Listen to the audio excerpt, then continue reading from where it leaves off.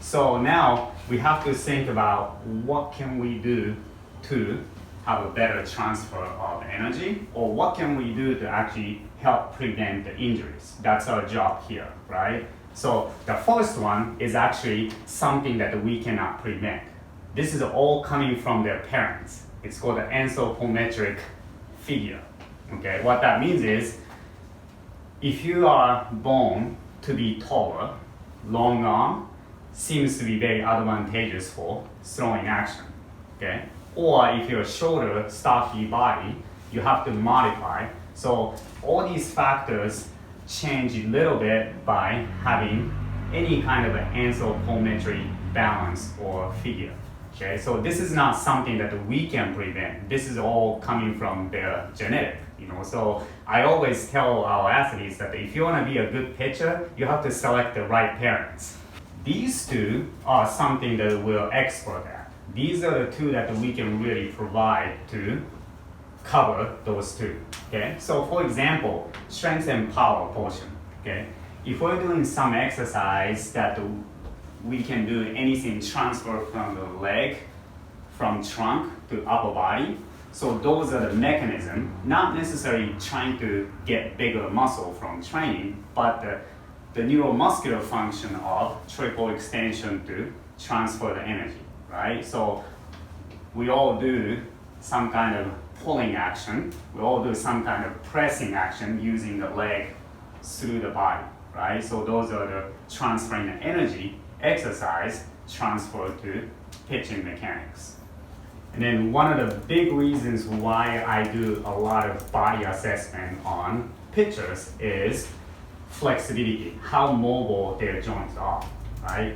If they don't have a very good control from pelvis or trunk rotation, they're not going to be able to do this. That means that automatically not having enough flexibility risk very high, right? So that's part of the reason that we do body assessment to identify what are their weaknesses or what are the limitations of the range of motion. Then we can recommend some kind of stretching to be able to move the body to be able to cover all these parts. And then the last information is something very recent, okay, talking about the pitch count, okay.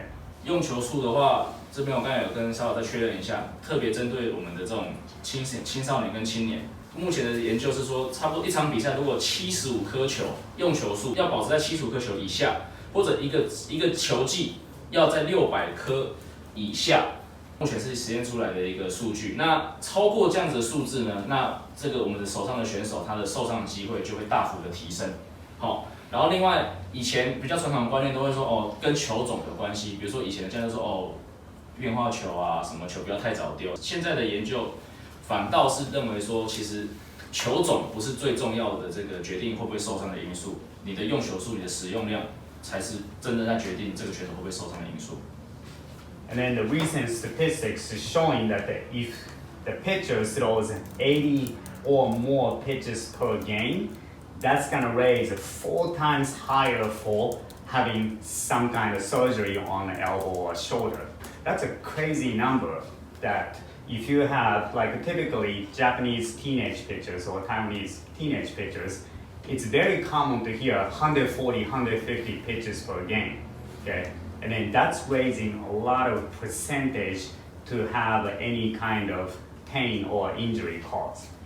And then this part is kind of related to the whole thing that if your body is not capable to do consistent way, especially when you start to get tired, mechanics start to change.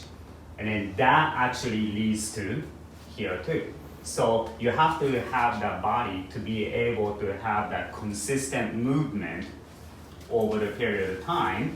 Then you can also prevent the injuries. But this is also happening a lot to the teenagers because when you start to get tired, the movement pattern changes. And then that puts a lot of stress to the body.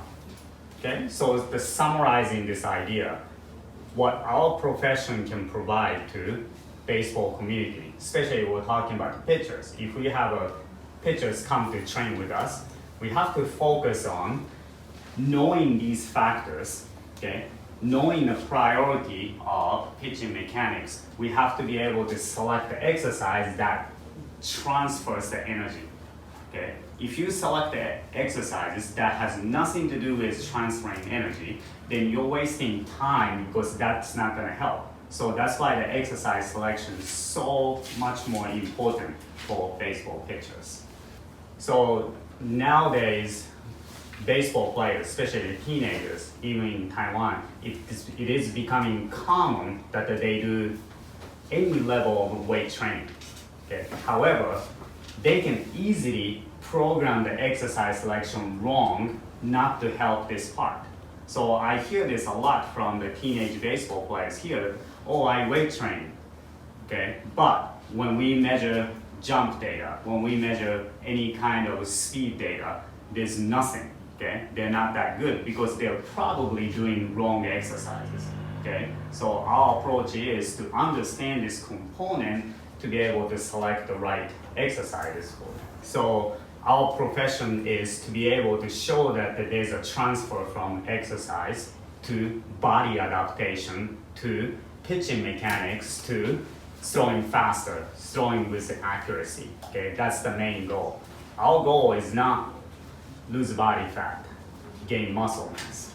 Okay? There has to be a transfer for what we do to what they do on the field.